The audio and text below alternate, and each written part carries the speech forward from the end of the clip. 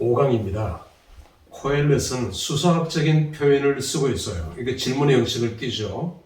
영원한 것은 무엇인가? 영원한 것은 없다는 거죠. 스스로 질문에 대한 해답을 하게 해요. 두 번째, 가치 있는 것은 무엇인가? 가치 있는 것이 무엇인가? 세 번째는, 새로운 것이 무엇인가? 자, 여기에 대한 해답이 2장으로 이어집니다. 첫 번째 해답은 지식이 최고라는 것이 계속 1인칭이 강조됩니다. 아노키, 나가 강조되죠. 이게 나중에 하나님으로 바뀌어집니다. 2장 뒷부분에 보면, 자, 1인칭 내가가 강조가 되죠. 지식이 최고다라고 얘기합니다. 솔로몬만큼 학식을 많이 쌓은 왕은 없잖아요. 두 번째는 쾌락이 최고라고 얘기해요. 솔로몬만큼 쾌락을 많이 찾은 왕은 없잖아요. 처첩이 1000명이었으니까. 세 번째는 물질이 최고랍니다. 솔로몬만큼 부자인 왕은 없잖아요. 돈을 제일 많이 모았잖아요. 이것이 이 당시의 염세주의예요. 자, 그러니까 여러분 보세요. 솔로몬 때는 다 얻었어요. 솔로몬 때는 다였어요. 다.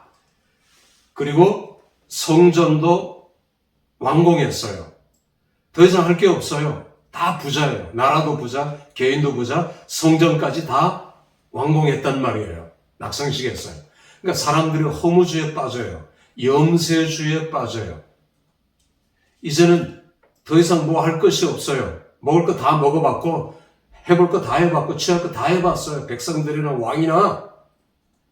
이 염세주의를 극복할 수 있는 길이 뭐냐? 코엘렛은 이걸 우리에게 제시하는 겁니다. 그래서 수사학적인 방법을 통해서 극대화시키는 거예요. 스스로 쾌락이 최고다. 다 해봤다. 자, 어떻게 이 염세주의를 극복할 수 있을까요? 첫째는 너희가 위로자로 살아라. 너희가 다른 사람을 위로하는 너희가 햇새들을 베풀면서 살아라. 얼마든지 할 수 있는 대로 베풀면서 살아. 둘째, 하나님 반드시 보상이 있다. 세상은 불공평하고 세상은 보상이 없지만 하나님 반드시 보상이 있다. 우리가 예수님의 제자들이 보상을 바라고 예수님을 따랐다면 예수님 보상하지 않았을 겁니다. 그러나 예수님께서는 보상주의에 대해서 말씀하셨어요. 너희가 열심히 하는데 하늘나라에 가서 보상이 없겠느냐? 보상이 있다. 보상은 반드시 있어요. 그러나 우리가 보상주의를 가지고 주님을 따르는 것은 잘못이란 말이에요. 내가 얼마를 주실까? 내가 얼마를 받을까? 이 생각하고 주님을 따르면 안 된다는 거죠. 자, 이제 그 5장에 와서 염세주의를 벗어나는 것은 역동적인 예배는 듣는 것부터 여러분 오늘의 삶에 비유해 보세요. 이런 회의주의와 염세주의를 극복할 수 있는 것은 역동적인 예배라는 것입니다. 여러분 최근에 신학적 과제가 뭐냐면 최근에 신학적 과제 중에 능동적 순종 그리고 수동적 순종 물론 이게 종교개혁 때부터 이런 말들을 했었어요. 그런데 예수 그리스도의 예를 듭니다. 예수 그리스도가 율법을 지키는 데에는 능동적으로 순종했다. 십자가 지는 것은 수동적으로 순종했다. 그리고 대부분 이렇게 이제 가르쳐요. 근데 저는 이게 별로 마음에 안 들어요. 예수님께서 십자가 지시는 게 수동적으로 지셨습니까? 물론 우리가 그런 귀절들은 찾아볼 수 있어요. 그러나 예수님의 공생애 자체가 예수님은 수동적이 아니라 능동적으로 십자가 지신 것이죠. 율법도 능동적으로 지키셨고 물론 우리가 이렇게 생각할 수도 있잖아요. 예수님께서 어릴 때 예수님의 인성을 가지실 때는 율법이 얼마나 힘들었겠어. 오히려 그때는 능동적으로 지키지 않았을까요? 우리가 이렇게도 유추 해석을 할 수 있는 거죠. 성경에 나타난 몇 구절을 가지고 예수님의 십자가 능동적 수동이다? 이건 아니라는 것입니다. 근데 이게 요즘 아주 논쟁을 벌여요. 근데 이게 사실 이런 표현 자체를 쓰는 것이 별로 의미가 없다고 저는 생각을 해요. 어쨌건 예배를 얘기한다면 예배는 역동적인 예배가 되어야 되죠. 이게 제가 늘 강조하는 것입니다. 역동적인 찬양. 대충 중연보라듯이 우리가 그런 식으로 주기도문하고 사도신경하고 이게 아니라 정말 간절한 마음으로. 제가 이런 표현을 어느 시간에 했잖아요. 예배는 엔카운팅. 하나님을 만나고 하나님의 영과 내용이 확 부딪혀서 스파이크가 일어나야 돼요. 거기서 하나님의 임재를 체험하고 돌아가야 돼요. 그걸 설교할 때 보여줘야 되고 그걸 예배의 순서에 보여줘야 돼요. 그런 것들을 연구해야 돼요. 예배하기 위해서는. 역동적인 예배를 드리고 이게 우리의 삶 속에 그대로 드러나고 나타나야 되거든요. 흐리멍텅한 예배를 드리면 우리가 우리의 삶 속에서도 그렇게 나타날 수밖에 없는 거죠. 그래서 예배는 먼저 듣는 거죠. 하나님의 음성을 듣는 거예요. 물론 설교도 우리가 듣는 거고요. 엔카운팅, 부딪히는 겁니다. 그리고 두 번째, 이제 하나님의 영과 내용을 부딪히는 거. 두 번째는 드리는 거죠. 내놓는 것입니다. offering입니다. offering.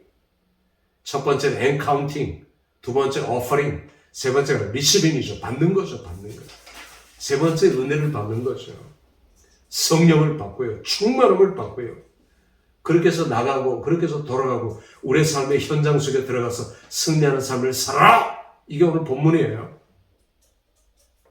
그래서 2단계는 행하는 것입니다. 그대로 행하는 것이고 3단계는 물질을 잘 사용해서 베풀라는 것이죠. 베풀어라. 자, 7장으로 넘어갈까요? 무슨? 지혜의 무슨? 패러독스. 어거스틴도 기독교는 패러독스다. 왜 패러독스라고 얘기했을까요? 언뜻 보면 죽어야 산다. 예수님께서 죽는 자가 사는 것이고 죽어야 영원히 살고 이건 일반 사람들이 받아들이기 어려운 패러독스잖아요. 역설입니다. 역설.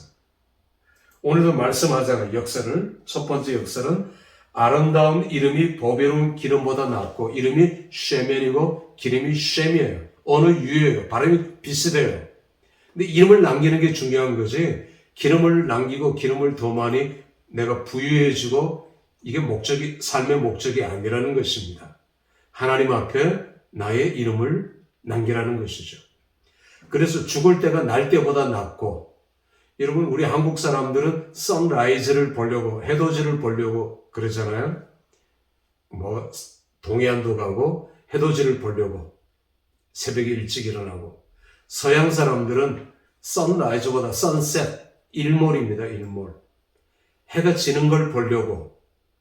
그래서 태어나는 것도 중요하지만 장례식을 거창하게 치르잖아요. 화장 다 시키고요. 제일 좋은 옷 입히고요. 그렇게 해서 손님을 맞이하게 관에 누워있고 혹은 관을 세워가지고 있고 낙엽 이런 걸 보면서 좋아하잖아요. 우리는 새싹 막 돋는 것. 물론 이것도 좋고 저것도 다 좋아요. 그러나 기독교의 종말론이 여기에 있는 것입니다. 그래서 저는 장례식은 가야 돼요. 장례식은 와야 돼요. 장례식 안 오면 너 알지? 장례식은 와야 돼요. 결혼식은 안 와도 될 수 있어요. 결혼식은. 그러나 장례식이 중요한 겁니다. 자, 계속 역사를 얘기합니다. 초상집에 가는 것이 잔치집에 똑같죠? 결혼식보다는 장례식은 여러분 꼭 가셔야 돼요. 죽을 때 안 가면 진짜 많이 섭섭합니다. 본인이 아니라 주위에 이제 본인도 마찬가지겠습니다만은 자, 이 일의 끝이 시작보다 낫죠. 용두삼위보다는 늘 끝 마무리를 잘 해야 되겠죠. 옛날이 오늘보다 낫죠. 역설입니다. 물론 오늘이 낫다고도 볼 수 있겠죠. 자, 14절 보면 형통한 날에는 기뻐하고 공고한 날에는 생각하라는 건 기도하라는 것입니다. 형통할 때 우리가 교만해서는 안 되죠. 더 두려워 떨어야 되고요. 더 겸손해야 되고요. 더 자신을 돌아봐야 되겠죠. 역시 16절, 18절은 중령의 지혜입니다. 지혜자도 너무 지혜로워서는 안 된다는 거죠. 중령을 강조하고 있습니다. 9장으로 넘어갈까요? 9장 첫 번째는 인생의 승리자가 되려면 하나님의 주권을 인정해라. 두 번째, 종말론적인 삶을 살아라. 세 번째, 기쁘고 즐겁게 살아라. 영국 청교도들이 긴 옷, 검은 옷, 모자, 남자나 여자 할 것 없이 검은 옷에 그렇게 이제 살아서 청교도의 청빈한 삶. 근데 물론 그 시대의 상에는 그게 맞을 수 있을 거예요.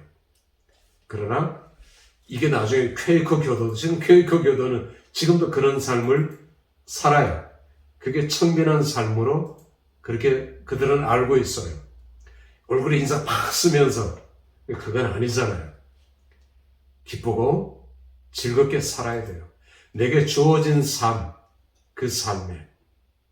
어느 목사님이 자기에게 권사님이 죽으면서 많은 가족들 다 모아놓고 미인방명하고 죽었대요.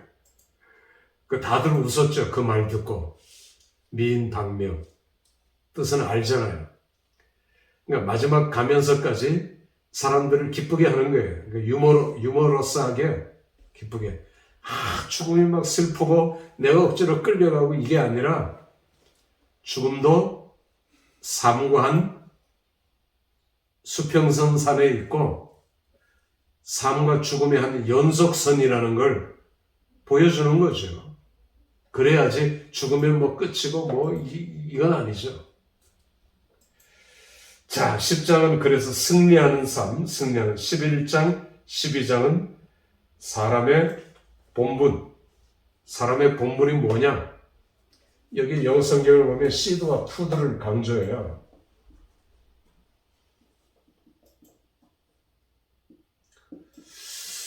자, 이렇게 말씀하죠. 내 식물을 물에 던져라. 여러 날 후에 도로 찾으리라. 반드시 강조되어 있습니다.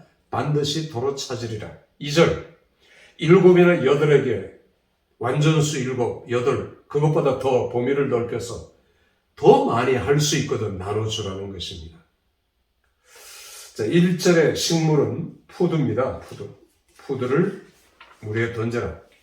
그리고 뒤로 가면 6절의 시드는 종자예요, 종자. 우리가 창세기에서도 이 말씀이 나오죠. 47장에 요셉은 자기 동족들을 훈련시킵니다. 이건 씨앗입니다. 이거 먹으면 미래가 없어요. 끝이에요. 씨드를 나눠줘요, 종자라고. 그런 백성들은 그걸 푸드같이 먹어버렸어요. 미래가 없는 거죠.